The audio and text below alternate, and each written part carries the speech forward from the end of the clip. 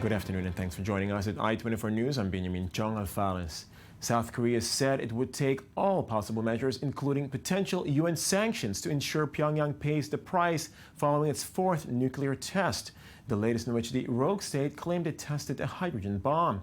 Our correspondent Tamara Ziv has the report.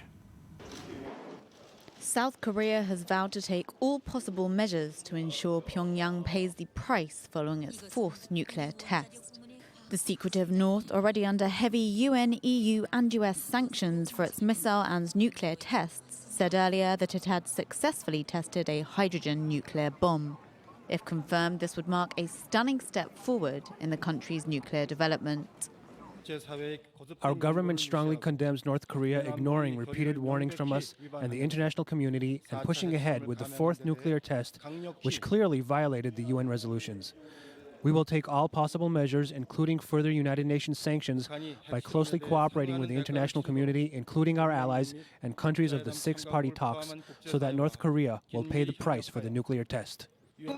Japan and the US called an emergency meeting of the United Nations Security Council over the matter as both countries decided to deploy planes to check radiation levels in the air in order to verify the accuracy of North Korea's claims. Japan's nuclear regulator said no radiation had been detected from North Korea's nuclear test, but added that it is reinforcing monitoring efforts. North Korea's nuclear test is a serious threat to our nation's security and absolutely cannot be tolerated. We strongly denounce it. Japan will take a firm response, including at the UN Security Council, in cooperation with the United States, South Korea, China, and Russia on this.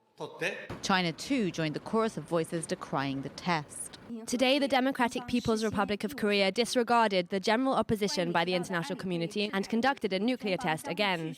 The Chinese government expresses resolute opposition, realizing denuclearization, preventing proliferation, maintaining peace and stability in the East and North Asia region is China's firm stance.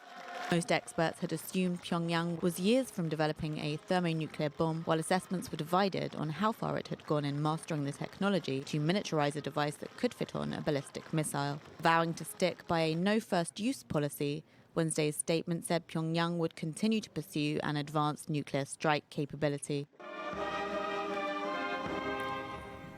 And we were joined from Seoul by North Korea expert at Yonsei University, Jin H. Lee, who had the following comment regarding validity of the North Korean statement and the purpose of their announcement. North Korea no longer allows nuclear experts to come in and inspect these tests. So there's a very short window of time in which the radioisotopes will be registered at some of the monitoring stations in neighboring countries. So hopefully that will allow experts to confirm whether or not this was a test of a hydrogen bomb. Kim Jong-un has made building up this nuclear program a huge part of his leadership. He had it enshrined in the Constitution.